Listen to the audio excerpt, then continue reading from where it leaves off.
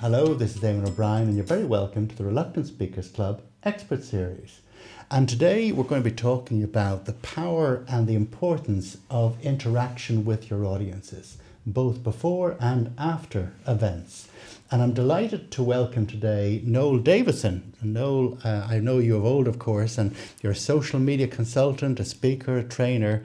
But one thing that has struck me consistently about watching you and your style of speaking is your effervescence, your enthusiasm and your engagement. Yeah. And that's really what I want to talk about today. Why is that engagement so important to you? Or you lose the audience, and that's the reason. So we're all about the transfer of learning, and there has to be a certain level of engagement for that to happen.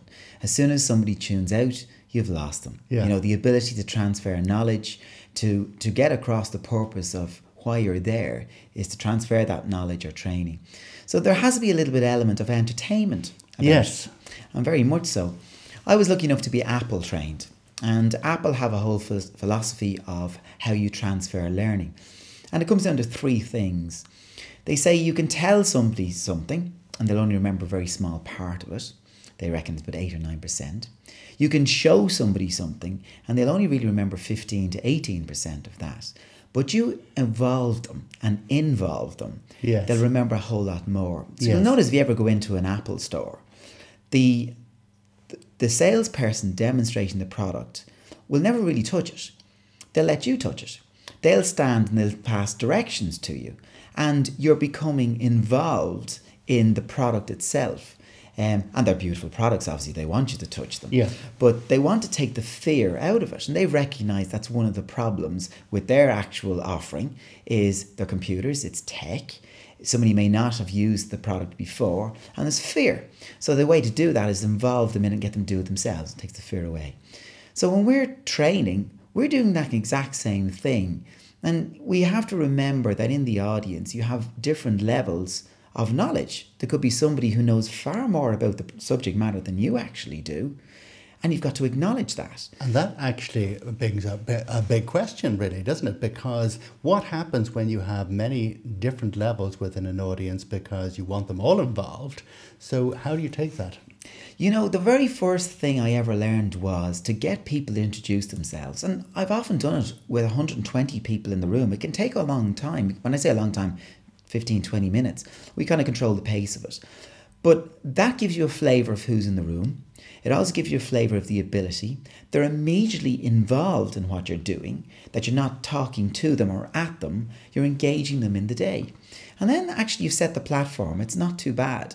And you will always pick out one or two candidates for later engagement where you can actually use them as examples and bring them in. But I'm constantly scanning the room, Eamon. I would be pretty good with body language. Yeah.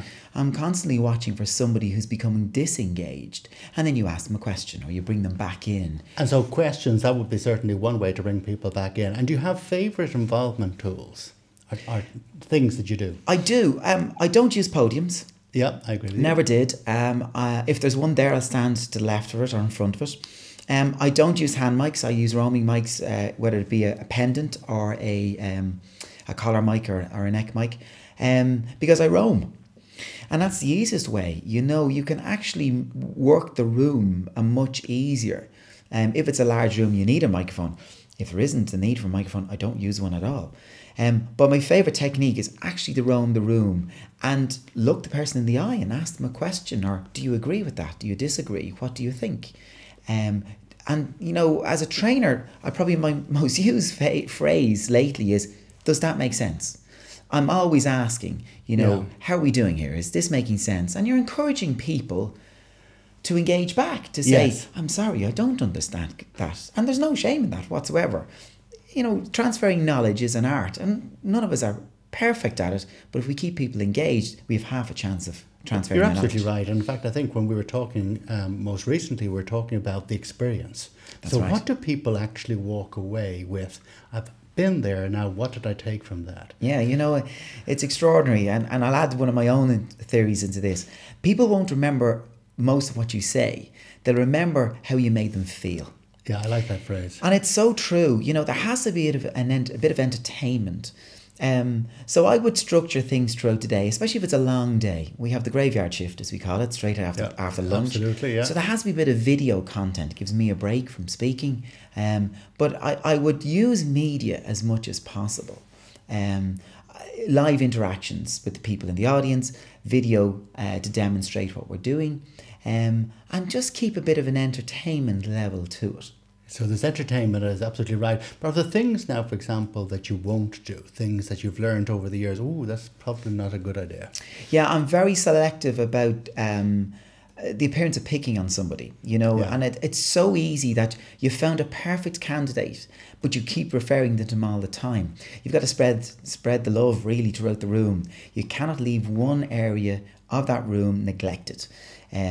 And it's so easy to fall myself into a comfort zone where you've got one or two participants that are just easy to use throughout the day. You cannot do that. You've got to involve everybody, including the difficult people that are just going to be, difficult, that the subject matter doesn't agree with them or they think they know it all. And that's fine. That's okay. But I would never ignore them, and I never assume anything, ever. If you spell out assume, it makes an ass of you and me, and it's so true. That's 100% true. So as a trainer, everybody has a story to tell. Yeah. Every participant has a story to tell. And I want to hear those stories. I want to engage them during the day. You bring them on your journey. Everyone has a story. We need to hear it. And if you were giving people maybe one or two tips on things that would really make a difference to how well they engage with an audience, what would they be? Humour. Humour, absolutely. Okay. Humour, number one. You have to be self-deprecating a little bit, Yeah. And with that, it can never be about yourself. People hate you quoting facts and figures about yourself and how good you are. You don't have to justify that. You justify that by engaging with your audience and your participants. And the easiest way to do it is humour. Self-deprecation is a lovely thing. And it's always something that I fall back on. And, you bring people, you get a laugh and a giggle, and that's really important. People need to enjoy the day. They do, and you make that enjoyable, you make it engaging, and there will be automatically a transfer of learning. And now, of course, you have a transfer of learning, but of course you want to make sure that actually leaves the room and gets put into action. Yeah. Would there be one or two ideas that you have that maybe can make sure that conversation and those thoughts continue after you've stepped away from the podium? Very much so. So the story starts early in the session where I will tell them the items that we're going to do. Then we do them. Then I would do a recap, and now we did item 1 to 6. And now what we'd like you to do as you leave this session is 1, 2, 3, 4. You've got to have a program. There has to be a format to it in the module, and you've got to constantly remind what you're trying to achieve, but in a very casual way. Repetition is a great way of getting things across. And throughout the day, that story has to continue and stay on track. And we would finish by saying, now our action points for today are, as we said this morning, you should try this, or try this when you go home, or here's a video that we showed you. You might have a look at this when you're thinking about the next time you're doing it. Which makes a ton of sense.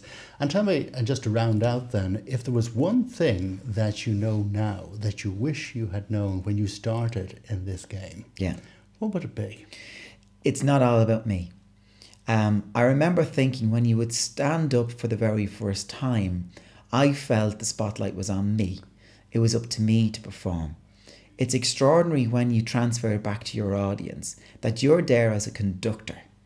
And what you're really doing is conducting the instruments of the audience, which are the people participating, and you're getting them involved in the whole orchestration of the whole music, of the whole music making of the day, if you think of that.